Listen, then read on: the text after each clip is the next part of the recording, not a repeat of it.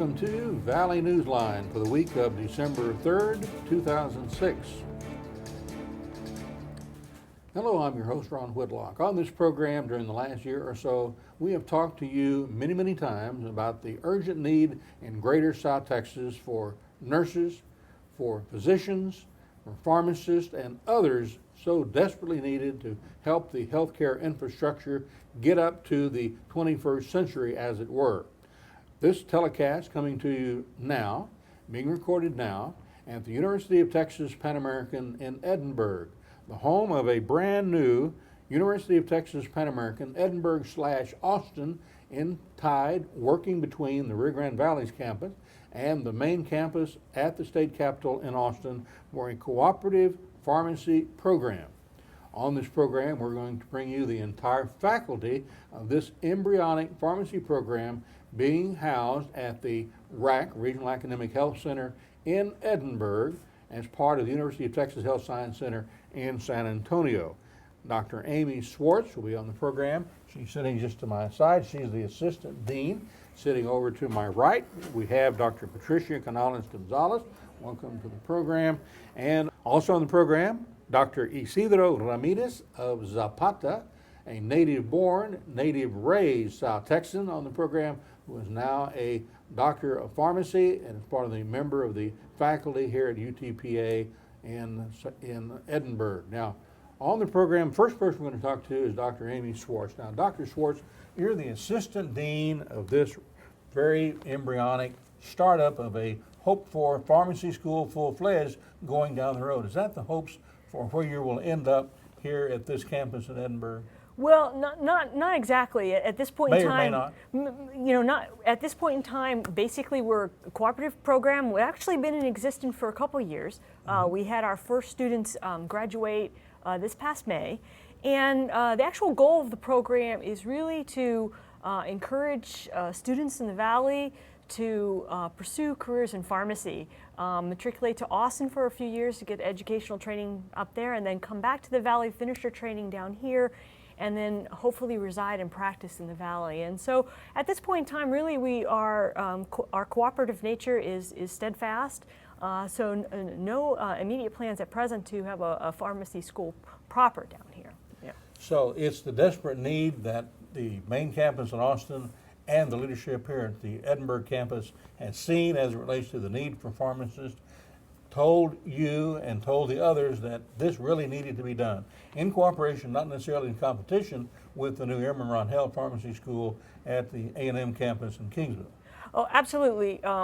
This is truly a cooperative relationship between UTPA and UT Austin, and the goals are entirely to serve the Rio Grande Valley. We're not fastest growing area in the nation. Absolutely. And the most desperate need. So it takes not rocket science to figure out you need to have more pharmacists. Absolutely, and in regard to competition with other colleges of pharmacy, by no means are we in competition. In fact, we hope to work very collaboratively with the faculty up in Kingsville and the faculty in the other colleges of pharmacy across the state of Texas and beyond. Our primary goal, just like all the other colleges, is to promote pharmacy. And if students have an interest in becoming a pharmacist, our goal is to help facilitate that.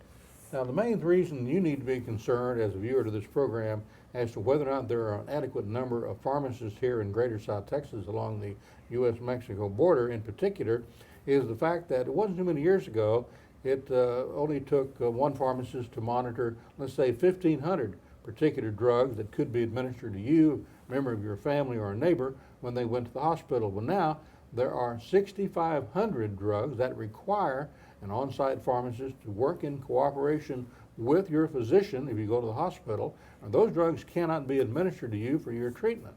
So when you look at that growth from 1,500 drugs that required a pharmacist to work in conjunction with a physician, a doctor as it were, that increase from 1,500 drugs to 6,500 drugs requiring a pharmacist on staff at that hospital means that if that shortage is there and exists, then those drugs cannot be administered or prescribed by your physician.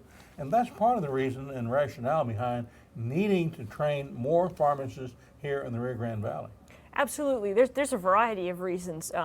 As you had mentioned, there's the growing medications that are need.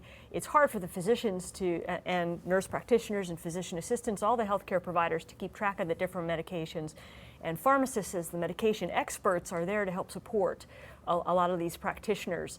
And in that scenario, it's the pharmacist's requirement to be there on site and over a 24-hour period monitor how those drugs are interacting within the body of the patient. Absolutely. Pharmacists receive training as to not only how to make recommendations for which drugs therapies are appropriate, but also how to monitor patients and follow up with patients.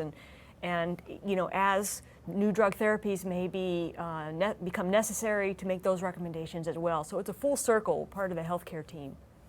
So that being part of it, because drug therapy requiring that there be a team effort with a pharmacist on staff in the hospital and the doctor who is treating you, a member of your family, if you go to the hospital, that into itself is one of the main needs. What other reasons and rationales are there behind needing for students here in the Rio Grande Valley, high school students, to come over and visit with you in your program about the potentiality of applying and hopefully being accepted here?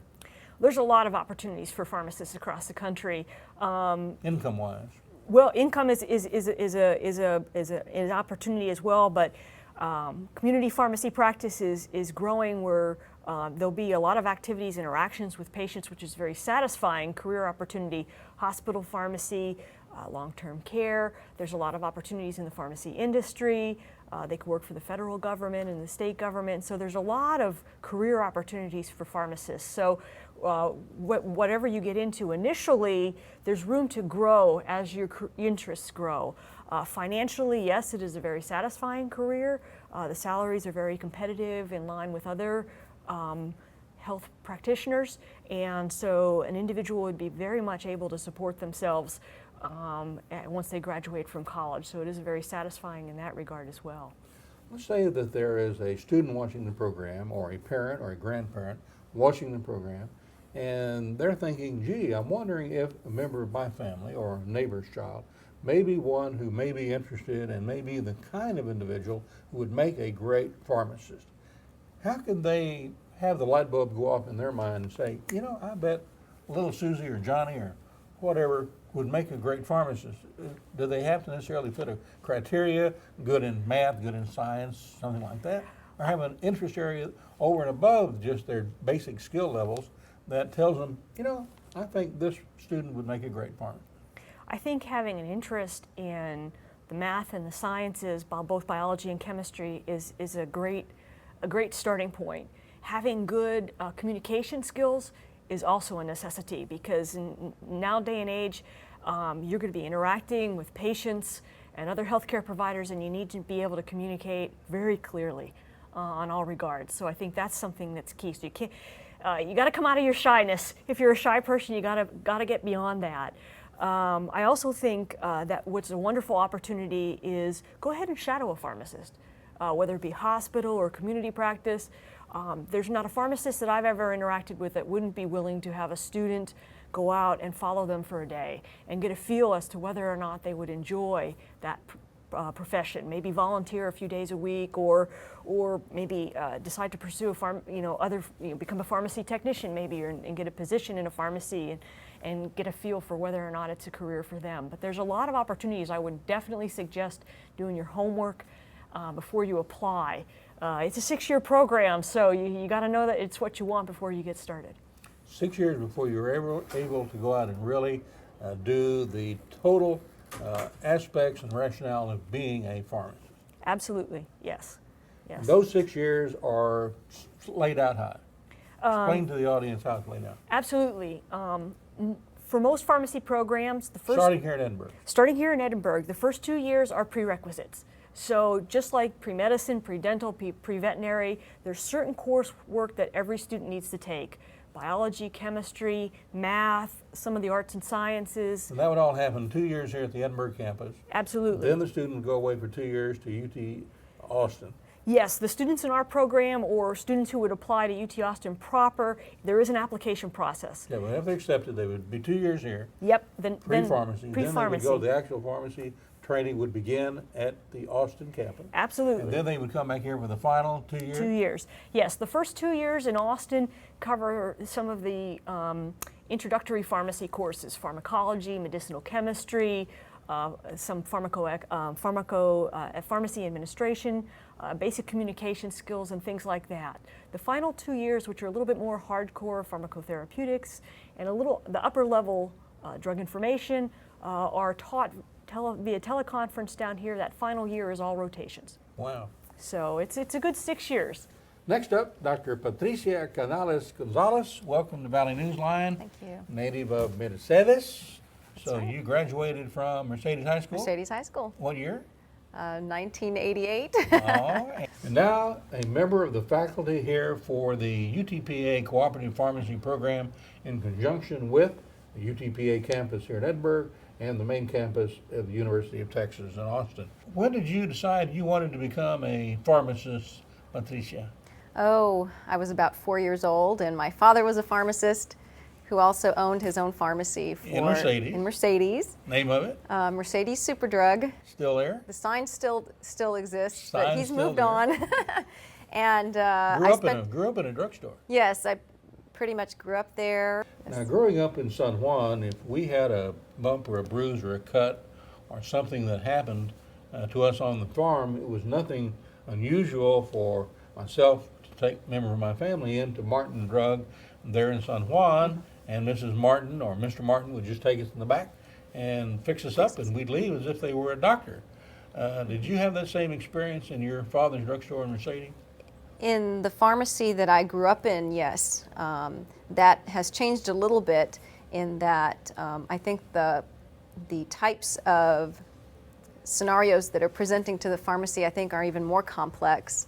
And even working prior to going into a faculty position, when I was still in training, working in pharmacies in the Austin area, I would have folks coming in for broken arms, and them not realizing that they had a broken arm, but they knew something was not right, and having people come in who didn't have a primary health care provider or didn't have access to health care because of financial issues or and so forth, and so coming into the pharmacy as their primary source of reference in health care. So those days where actual pharmacists were treating broken bones and that sort of thing segued into a situation where they mainly were filling prescriptions, but now it's going back the other way seemingly, where they're working in concert with a physician in a hospital setting and that sort of thing.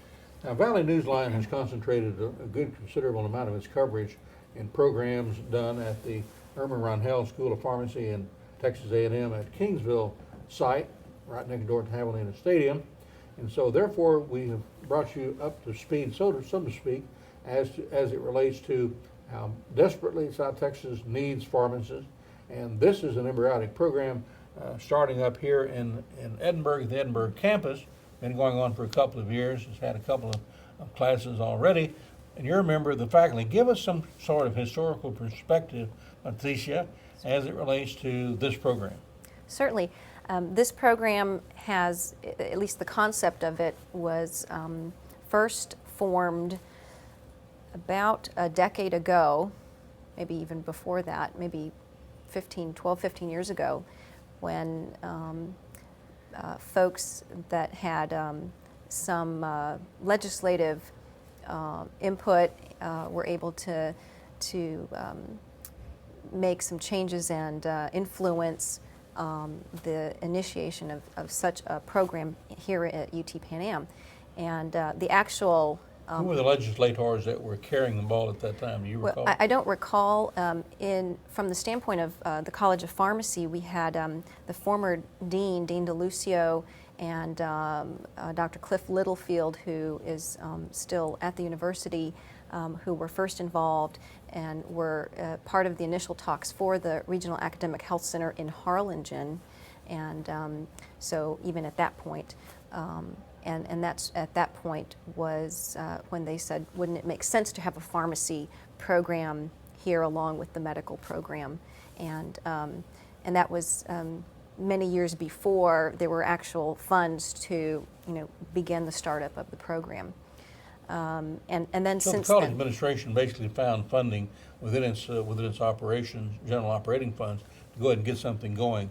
Before, legislation was brought to bear by Senator Hinojosa and possibly others to really get something going. to some degree, yes. And so along with with university funds and support from the College of Pharmacy, and also a line item that was passed legislatively soon after that, there was that commitment financially to go ahead and initiate the hiring of an assistant dean and the recruitment of faculty. And that was back in 1999-2000.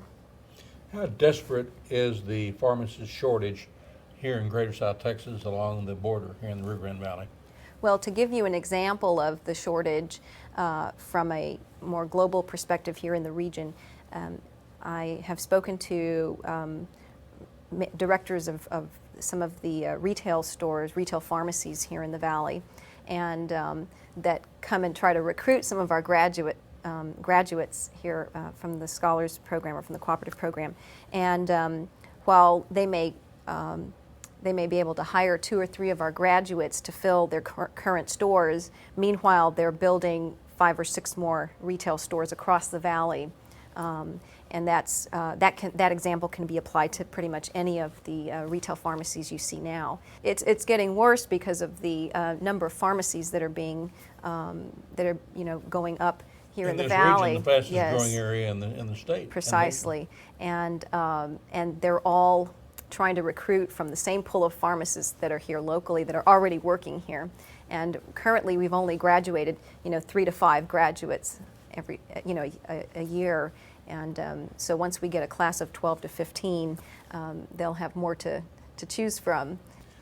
Now, the shortage of pharmacists here in Greater South Texas along the border in the Rio Grande Valley, exacerbated by the fact that the need for bilingual, bicultural healthcare professionals, pharmacists in particular, across the entire United States, because the Hispanic is now the #1 minority group in the United States, and these people are seeking health care, and they need someone who understands their language, can talk to them empathetically, and understands their culture. So not only were the fastest growing, but they're being stolen away or borrowed or recruited across the whole United States. Exacerbates the problem. But also, it's a benefit and a rationale and a need behind having to finance and fund and find any way to encourage more of what you're doing here at this campus. That's correct. And it is unique in that, we've been fortunate that our graduates from our program have all stayed here. So we've been very fortunate with that. As the numbers increase, it may be harder to get that 100%, and some may be recruited away from the valley. We hope that they stay. But what is unique? That's the reason for having the school, because where you train and where you get educated is where you stay. Right. But what is unique about it? And if this population had to continue to go to the 2 pharmacy schools in Houston, then they would remain in Houston. Correct. So what is unique about the students who are graduating from UT College of Pharmacy that come through the cooperative program is that they are from the South Texas region, and they understand the patient's needs, they understand the dynamics, whether it be family dynamics, cultural dynamics, religious influences, the relationship as it pertains to healthcare with being able to get medications across the border and seeing providers across the border.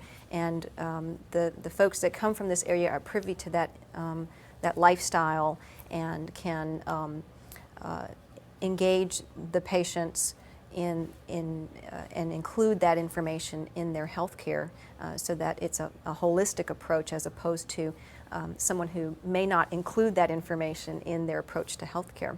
Well, the valley in northern Mexico, that holistic approach is indigenous to the region. Correct.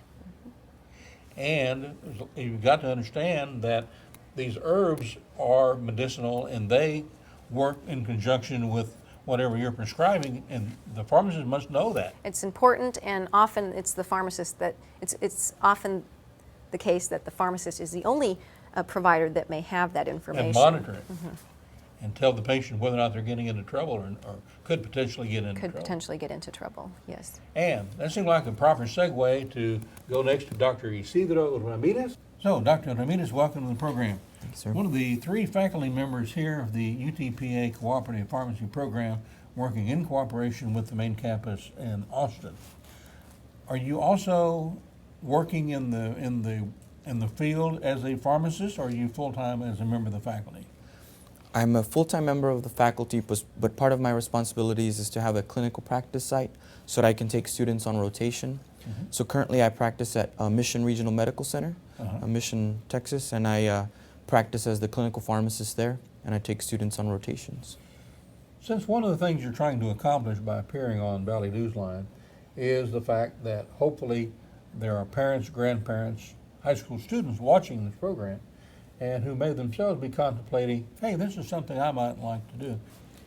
If you wouldn't mind looking to the camera as if those are some of those high school students you're looking for, and speak to them as to why they need to come over and talk to you or another member of the faculty about the potential of making an application to be a part of the UTPA Cooperative Pharmacy Program. Well, what I would tell everybody out there is that the UTPA Cooperative Pharmacy Program provides a unique opportunity to the students of the Rio Grande Valley to get a sound education, and it gives you the opportunity to come back to your community and service all of those people that have helped you in your life. And it helps, you can help everyone from your grandparents to your next door neighbor to your brother, your sister, and other members of your family. And it'll get you to the point where you can service all members of the community and provide a great deal of service to those who need it. And how do they go about making the application? There's applications throughout the campus at UTPA. You can come to the College of Health and Human Services here on campus, or you can come to our building here at the RAC, the Regional Academic Health Center. On Junior. On Junior, yes, and it's right here on the campus of UTPA. And just come on in. Our UTPA co-op pharmacy office is open 8 to 5, Monday through Friday. And there's staff available, and if the faculty are available as well, we'll be happy to help you. And if you go through the 6-year program and graduate with a doctorate, you are guaranteed a job. Yes, sir. Set your price. That's right. Set your salary. That's what I understand is happening within the pharmacy arena right now. Yes, sir. Right now, the field for pharmacy is in such demand that there is great opportunities economically. Pay scale? The pay scale is in the 6 figures, so there's good opportunity. And there's the ability to have a job anywhere in the state of Texas once you're licensed. So there's opportunities throughout the valley and throughout whatever your lifestyle may lead you to. The need for pharmacists, the need for nurses, the need for everyone that's involved with providing health care to Greater South Texas, always an important topic here on Valley Newsline. Thank you for joining us. Thank you, sir. Thank you for joining us. Till next time, adios.